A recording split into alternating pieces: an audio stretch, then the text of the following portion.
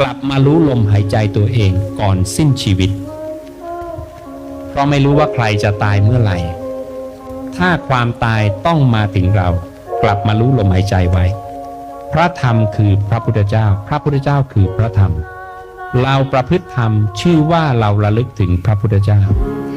ไม่ต้องมีชื่อพระพุทธเจ้าหรอกแต่ตัวเนื้อธรรมนี่แหละคือองค์พระพุทธเจ้าพระองค์บอกกับพระอานนท์เลยว่าอานนท์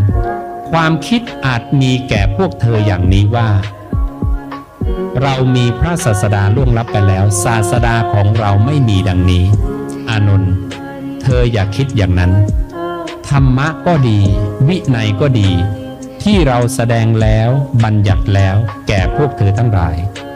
ธรรมะวินัยนั้นจักเป็นศาสดาของพวกเธอทั้งหลายโดยการล่วงไปแห่งเรา